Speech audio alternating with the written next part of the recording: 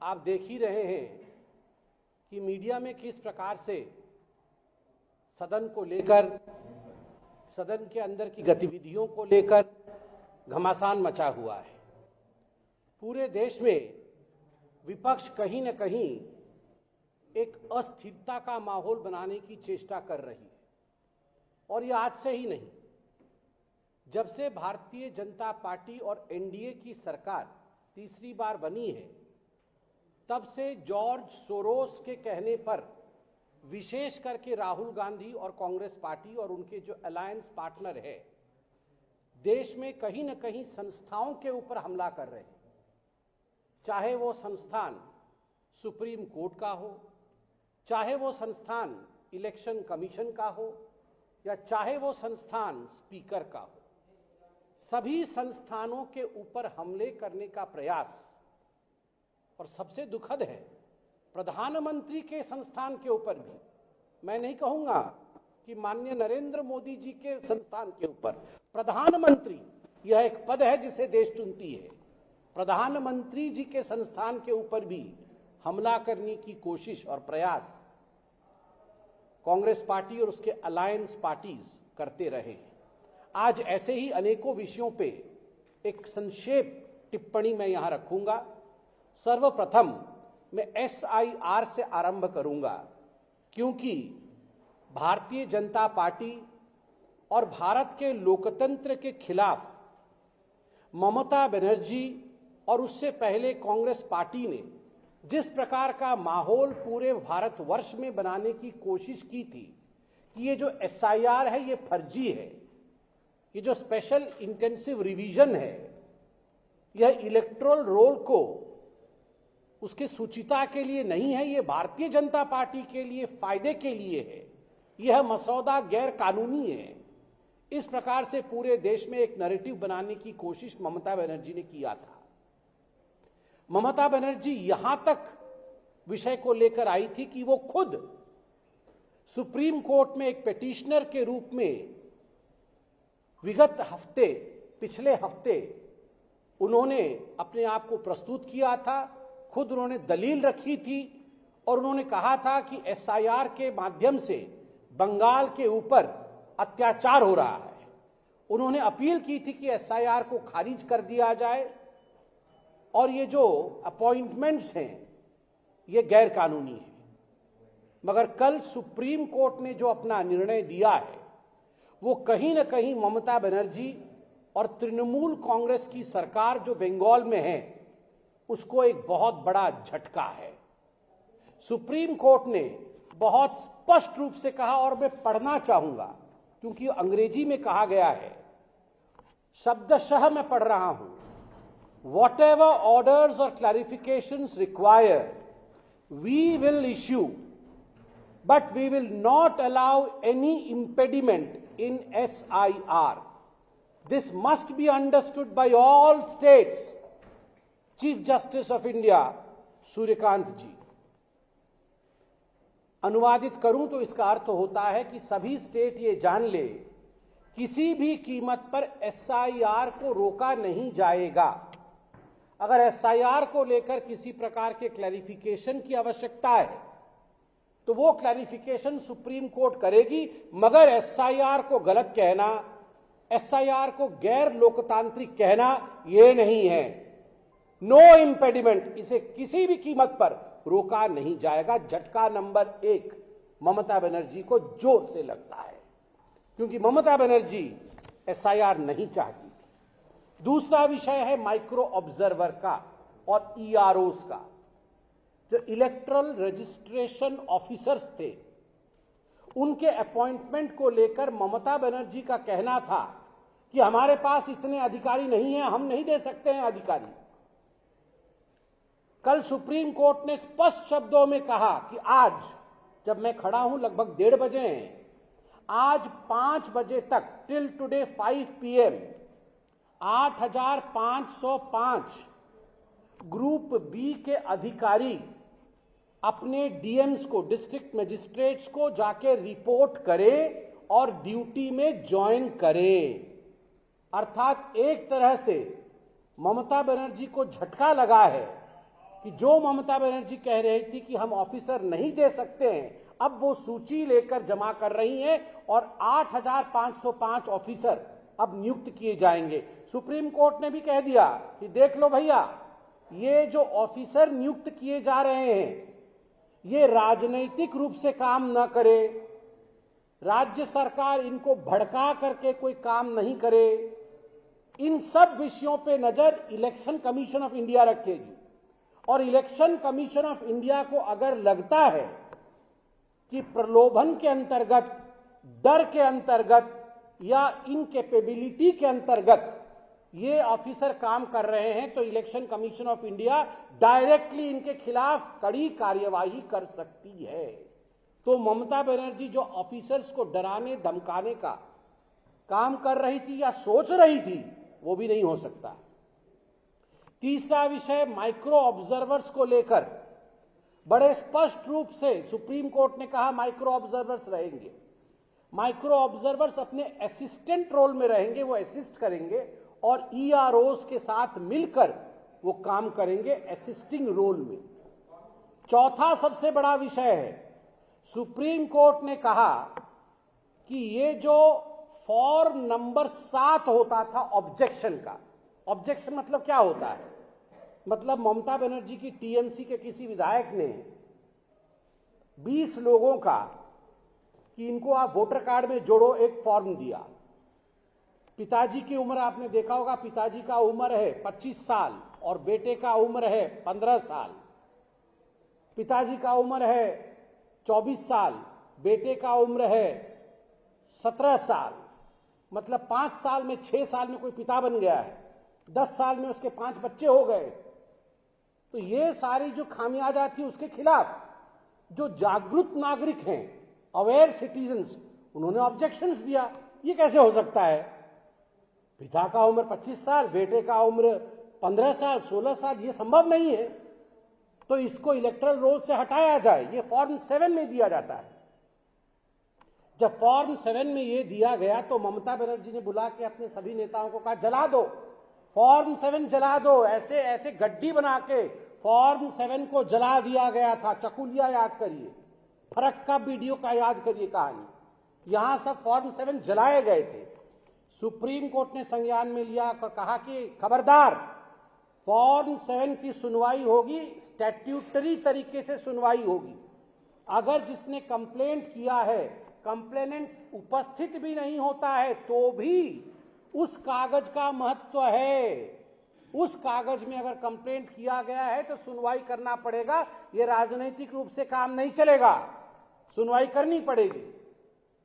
और अंत में सुप्रीम कोर्ट ने डीजी पुलिस, वेस्ट बंगाल के डीजी पुलिस को कहा है कि आप हिंसा रोकने में नाकाम है, इसलिए आपको हम शो कॉज करते हैं। डीजी पुलिस को शो कॉज किया गया है और कहा गया है पर्सनल एफिडेविट सबमिट करिए, पर्सनल एफिडेविट, कि आप हिंसा रोकने में क्यों नाकाम है।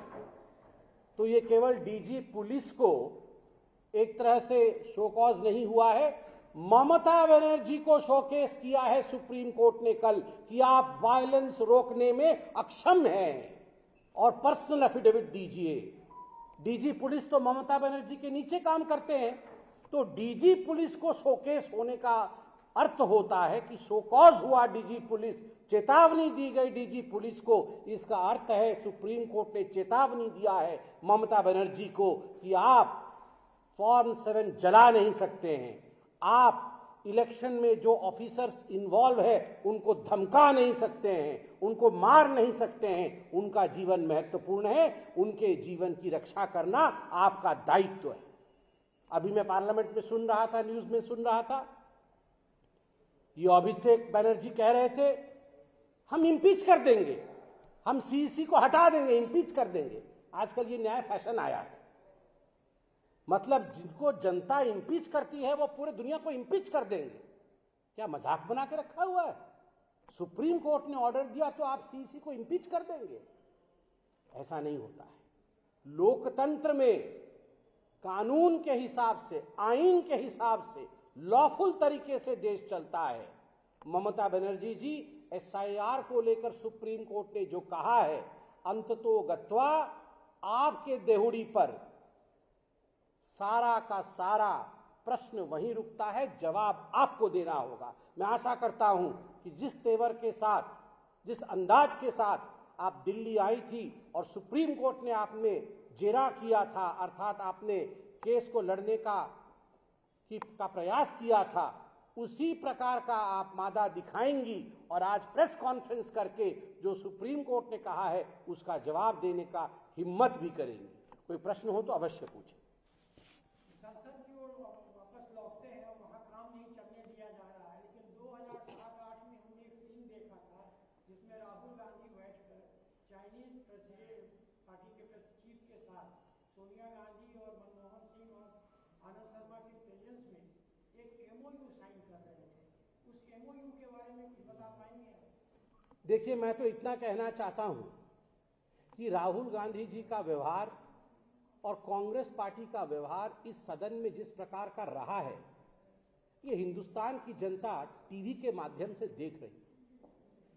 मुझे खुद एक सांसद के रूप में न केवल दुख लगता है, मगर मैं शर्मसार महसूस करता हूं कि सदन में ये सब हो रहा है। सदन में जो पार्लियामेंट के अंदर जो माननीय प्रधानमंत्री की कुर्सी होती है, उस कुर्सी पर आज नरेंद्र मोदी बैठे हुए हैं, उससे पहले मनमोहन सिंह जी बैठे थे, उससे पहले वाजपेयी जी बैठे थे, उससे पहले अनेकों नेता, अनेकों दल के नेता बैठे थे। वो कुर्सी किसी पार्टी की नहीं थी, वो कुर्सी भारत के लोकतंत्र के सबसे बड़े मंदिर सदन की गरिमा की कुर्सी है। अभी हमने भारतीय जनता पार्टी द्वारा रिलीज किया हुआ वीडियो और मीडिया में चल रहे उन तमाम वीडियो को देखा है, जिन वीडियो में कांग्रेस पार्टी की कुछ सदस्यां किस प्रकार से बैनर लेके प्रधानमंत्री जी के कुर्सी की चारों तरफ घेराबंदी कर रही है, घेराबंदी कर रही है। और मैं देख रहा हूं, चाहे अश्विनी वैष्णव जी हो, चाहे गिरिराज जी हो, चाहे किरण रिजिजू जी हो, अर्जुन जी मेघवाल हो, सभी बड़े नेता हाथ जोड़कर विनय कर रहे हैं, निवेदन कर रहे हैं हमारी बहनों से कि ये उचित नहीं होगा।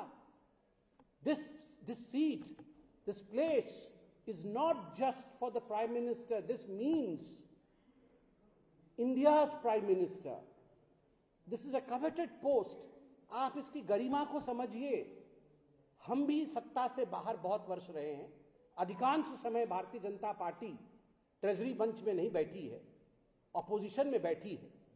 आप याद करिए, कभी राजमाता सिंधिया, कभी सुषमा स्वराज जी, इतने बड़े सदस्य, ये कभी जाके इन्होंने प्रधानमंत्री जी की कुर्सी को घेरने की कोशिश की हो? कभी इस प्रकार का व्यवहार दिखाया हो? राहुल गांधी जी के इशारे पर प्रधानमंत्री की कुर्सी के चारों तरफ घेराबंदी करने की कोशिश करना, प्रधानमंत्री जी के अहित करने की चेष्टा करना कि अगर वो हाउस में आते हैं तो हम कुछ ना कुछ ऐसा करेंगे जिससे उनका अहित होगा। ये कैसी सोच है?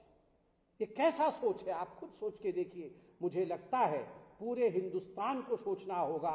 And the time has come when India should impeach Rahul Gandhi and the Congress party from politics.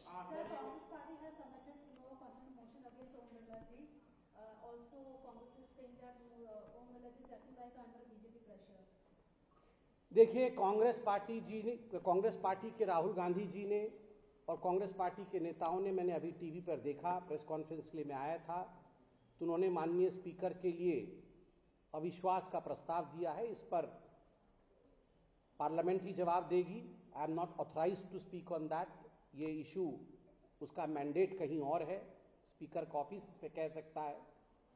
मगर मैं एक बात कहना चाहूंगा कांग्रेस पार्टी को और खास करके राहुल गांधी को, आप इतने एंटाइटल्ड हैं, आप इतने एंटाइटल्ड महसूस करते हैं अपने आप को कि आप कोई नियम नहीं मानेंगे, आप सदन का कोई भी कानून नहीं मानेंगे और उसके ऊपर आप कहेंगे कि हम किसी पर विश्वास नहीं करते, अविश्वास लेकर आएंगे। और ये केवल सदन के अंदर नहीं हुआ, यही कांग्रेस पार्टी कुछ दिन पहले तमिलनाडु में एक जस्टिस के खिलाफ उन्होंने न्यायोचित न्याय दिया, न्यायोचित वर्डिक्ट दी दीपम केस को लेकर, उनके खिलाफ भी, उस जस्टिस के खिलाफ भी इंपीचमेंट ला रही थी।